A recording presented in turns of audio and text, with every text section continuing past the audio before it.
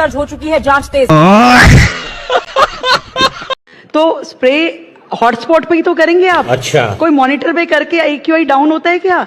और AQI एक ऐसा आपका टेम्परेचर है, आपको जो किसी भी इंस्ट्रूमेंट से पता चलता है।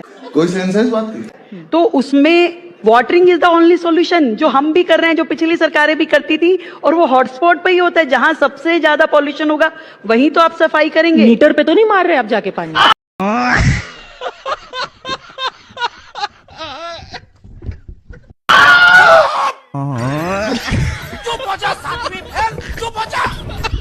हिंदुओं को ऐसा लगता है मुसलमान को मुंह डरा के रखे है, लेकिन ऐसा कुछ बात नहीं है। तो 30 करोड़ मुट्ठी भर की औकात नहीं है कि 100 करोड़ की छाती पर नाचे। हमने अभी कोई औकात की बात बोला नहीं, हमने भाईचारे की बात बोला। बात तो सही है। कहाँ है भाईचारा? मुझे तो नजर नहीं आ रहा है, कहाँ है भाईचारा? ऐसे बहुत दोस्त है जो हिंदू है, आपको नजर नहीं आता, वो आपका नजर। इसे ना राष्ट्र पशु केंद्र भेज देना चाहिए। भाईचारा तो देखिए देश में जिस माहौल में हम रह रहे हैं। कहाँ है भाईचारा? क्या कश्मीर में भाईचारा था? मैम, कश्मीर से पंडितों को भगा दिया गया। कोई मुसलमान है कि नहीं है यहाँ पे? ईमानदारी के साथ बोलिए। रुके एक मिनट, यहाँ पे है ना? हिंदू है? यही है एकता मैडम, बहन जी, यही है। शाबाश बेटा। इन बेईमानों का, जिन्होंने हिंदुस्तान की जनता के बैंकों में डकैती किया, उनको आज विदेशों में बैठा के मौज करा रहे हैं ये लोग। और मेरा पासपोर्ट जब्त है। वाह मोदी जी वाह।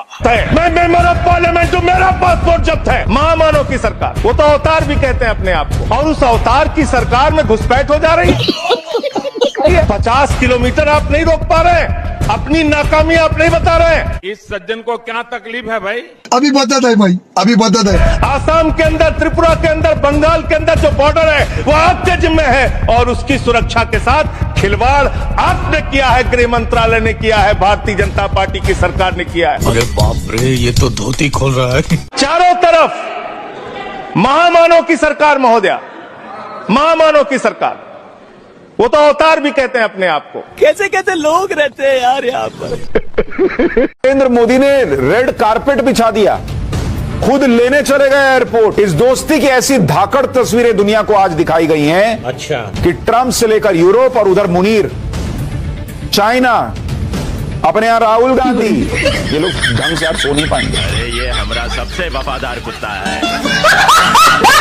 आज आपको बताऊंगा कि जो पुतिन किसी और की कार में बैठते नहीं, सिर्फ अपनी कार में बैठते हैं, वो कैसे भारत आकर पीएम मोदी की कार में बैठ गए। भाई क्या बात कर रहे हैं? आपको यह भी बताऊंगा कि क्यों पीएम मोदी पुतिन को एयरपोर्ट से सीधे अपने घर पीएम आवास लेकर चले गए, जैसा कि सारे विदेशी नेताओं के साथ नहीं करते हैं वो।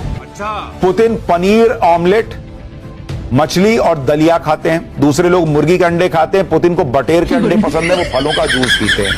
पुतिन को टमाटर, खीरा और सलाद पत्ता आदि पसंद है। अच्छा। मोदी का ये पुराना बयान सुनिए जरा। तब प्रधानमंत्री रुपए की मजबूती के लिए कितने बेचैन हुआ करते थे। अभी पता चलेगा। नेपाल का रुपया नहीं गिरता है, बांग्लादेश की करेंसी नहीं गिरती है, पाकिस्तान की करेंसी नहीं गिरती, श्रीलंका की करेंसी नहीं गिरती। क्या कारण है हिंदुस्तान का रुपया पतला होता जा रहा है? अभी बता दे भाई, अभी बता दे। दोस्तों, रुपया डॉलर के आगे भीख मांग रहा है। अब $1 90 रुपए के बराबर हो गया है। कुछ शर्म आया है? नहीं। रुपए को लकवा मार गया है। प्रधानमंत्री पिछले 11 साल से सत्ता में है, लेकिन अब प्रधानमंत्री के मुंह से रुपए का रा नहीं निकलता है। अरे रुपया जाए चूल्हे भाड़ में, ऐसा लगता है कि नरेंद्र मोदी देश के प्रधानमंत्री हैं ही नहीं।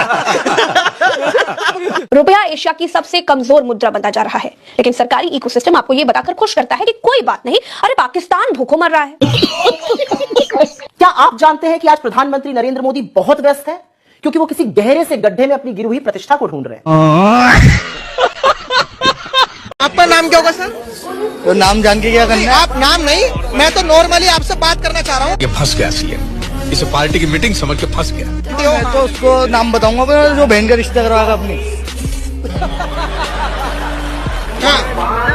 जो लड़की वाले पूछेंगे ना नाम, मैं उनको बताऊंगा पहले अपना नाम। अच्छा। हाँ। अरे खतरनाक। नमक हराम, ये देश को गुलाम बनाने वाले, राजनीतिक गुलाम बनाने वाले, ये गृह मंत्रालय, ये नरेंद्र मोदी जी, अमित शाह, ज्ञानेश कुमार, ये तीनों देश के गद्दार हैं। अरे हाँ भाई हाँ। आधार कार्ड तो सरकार बनाती है। अगर सरकार बांग्लादेशियों का, रोहिंग्याओं का, आतंकवादियों का, घुसपैठियों का आधार कार्ड बना रही तो सरकार के ऊपर लानत है। घूम फिर करके फिर तनाव आ गया। की बुलडोजर क्यों चलाया जा रहा है? बुलडोजर बिना मतलब के चलाया जा रहा है। जो 5 साल पहले आरएसएस की बिल्डिंग बनी है उसके आगे की जगह साफ करके पता नहीं क्या बनाना चाहते हैं। क्या बात कर रहे हैं? वही तो मैं सवाल कर रहा हूँ। दिल्ली में भाजपा की सरकार है, केंद्र में भाजपा की सरकार है, दोनों जगह भाजपा ही है। आखिर इस तरह से हिंदुओं पर क्यों चीजें हो रही है? क्यों आरएसएस से वाहवाही लेने के लिए हो रही है सर। हिंदुओं की सरकार नहीं है, बीजेपी की। इतना डर पैदा कर दिया जा रहा है। हम लोग यहाँ पे आराम से खड़े होकर राम राम का कीर्तन कर रहे हैं। हमें जबरदस्ती खदेड़ के, मैंने कुछ नहीं किया, मैं यहाँ पे खड़ा हुआ था, मुझे चारों पैरों से, दोनों पैरों से पकड़ के ले। कोई बात नहीं, देखो ये डर है, ये डर है। 75 साल के बाद एक ऐसा शख्स आएगा इस धरती पे जो पूरे देश का नाश कर देगा। वही हाल इस देश का होने वाला है। अच्छा बीजेपी को वोट करो, मेरी फैमिली बीजेपी। आगे से हम बीजेपी को वोट नहीं करेंगे, आरएसएस को नहीं करेंगे। हम लोग या तो मुसलमान बन जाएंगे, यही होगा, या फिर हम कांग्रेस के साथ जाएंगे। हम क्यों सपोर्ट करेंगे? हमने सपोर्ट इसलिए किया कि सनातन बढ़े। ये तो सनातन को ही काट रहे हैं। प्रधानमंत्री मोदी ने चोरों से सावधान किया है। तो चोर तो प्रधानमंत्री नरेंद्र मोदी जी है भाई। तो रुको जरा, सबर करो। जो चौकीदार था वही चोर बन गया। अच्छा एक चीज बताइए, विकास क्या है आपकी भाषा में? Good question. विकास मतलब तरक्की होना चाहिए। तरक्की होना चाहिए, बात तो सही है। अब भाजपा की सरकार में 10 साल में बताइए कौन सी तरक्की हुई है? यही नहीं, अभी और सुनिए। तरक्की है बस। शौचालय देखिए कितना शौचालय बना। अच्छा हुआ कि कांग्रेस ने स्कूल और अस्पताल बना दिया था, नहीं तो ये चुनाव चल रहा था साहब, उसे मोदी जी के शौचालय में जाके मतदान करना पड़ता। अच्छा हुआ, शुक्र है, धन्यवाद कांग्रेस। गजब बेइज्जती है। डाल देंगे मोदी जी भी तो वो कांग्रेस के स्कूल में। बिल्कुल, मोदी जी जहाँ पढ़े हैं वो भी कांग्रेस ने बनाया। आप लोगों ने जानते पत्रकारिता की, वो भी कुछ तो बनाया होगा। 10 साल बेवकूफ। ये बड़ी अच्छी बात कही है। 1 घंटा हो गया तुम बकचोदी कर रहे हो। क्यों? तो क्या हुई? अरे ये फैसला सिर्फ मुसलमानों को बदनाम करने के लिए तुम डिबेट करोगे और सरकार की जूतियां सीधी करोगे तो लानत है तेरी पत्रकारिता पर।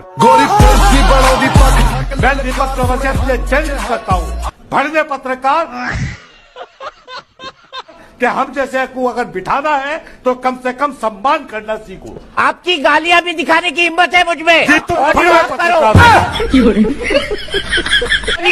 पत्रकार हो, बोलिए। की जूतियां सीधी करने वाले पत्रकार हो, बोलिए। उसको सांस लेने देवे। आंदोलन की परिभाषा जानोगे, तुम जानोगे आंदोलन। बोलिए इनके खिलाफ आज अरेस्ट वारंट निकलना चाहिए साहब। इनकी भर्त्सना कीजिए आप। बाप रे।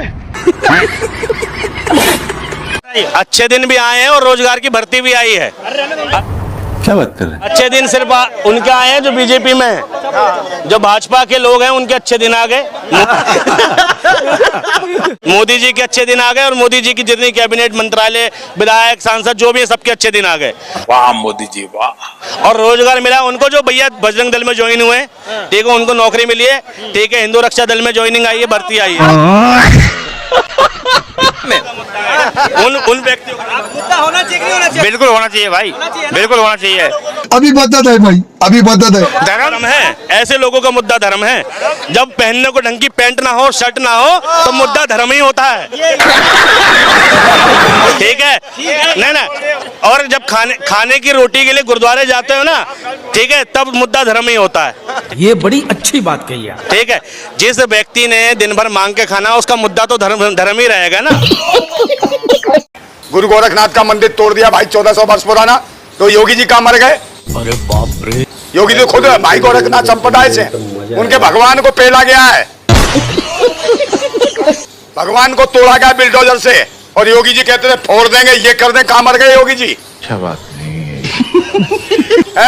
अरे पार्किंग भाई आरएसएस के लिए, मेरे भगवान से बढ़ाए आरएसएस के लोग। ये जो संडे में घूम रहे हैं बिना लुगाइयों के।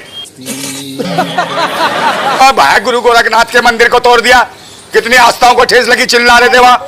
एक भी अंधभक्त नहीं आया, भूतनी का झल्ला अंधभक्त कोई नहीं आया। बात तो सही है। ये झल्ला का क्या मतलब है? झल्ला का मतलब है झालर, जो खामा खा हिलाती रहती है। ये झल्लर है भूतनी के। हनुमान जी का मंदिर बाहर पड़ा था, हनुमान जी बेचारे खड़े थे मुंह फुला के, पूंछ भी तोड़ दी उनकी। बताओ ये अच्छी बात है? कैमरा बंद कर। नहीं मैम ये दोहरी मानसिकता वाले लोग हैं जो जय फिलिस्तीन बोलेंगे लेकिन वंदे मातरम नहीं बोलेंगे। बेटा भारतीय सेना से सबूत मांगेंगे लेकिन वंदे मातरम नहीं बोलेंगे। चढ़ा समझाओ इसे। अरे वंदे मातरम कोई धार्मिक गीत थोड़ी है, हमारे देश का गीत है और हम सभी को बोलना चाहिए वंदे मातरम। मालूम है तेरे बाप को मत सिखा, चल। इन्हें क्या दिक्कत है? अब देख तू, अब देख तू। जवाब देंगे कहाँ से व्हाट्सएप नहीं, कांग्रेस के किस लीडर ने कहा कि वंदे मातरम नहीं गाना चाहिए? एक लीडर का नाम बताओ यार। नंगा करके नहला रहा। देखिए आप लोगों को एक परोसा जा रहा है, आप लोग उसमें बह रहे हैं। अगर हमारे संसाधनों पर दबाव पड़ रहा है इन रोहिंग्याओं की वजह से तो हम एक्शन लेंगे। अच्छा। स्थानीय मजदूरों के रोजगार छिन रहा है तो हम एक्शन लेंगे। हाँ बेटा। सुरक्षा जोखिम है तो हम एक्शन लेंगे। अरे बस कर। कोई कुछ भी बोलता रहे, हम एक्शन लेंगे। आप डिबेट करिए या ना करिए। अब देख तू दोस्तों, अब देख तू। बिल्कुल एक्शन लेना चाहिए, लेकिन वो हैं कितने, वो हैं कहाँ, ये आंकड़ा तो हमारे पास आना चाहिए ना। Good question.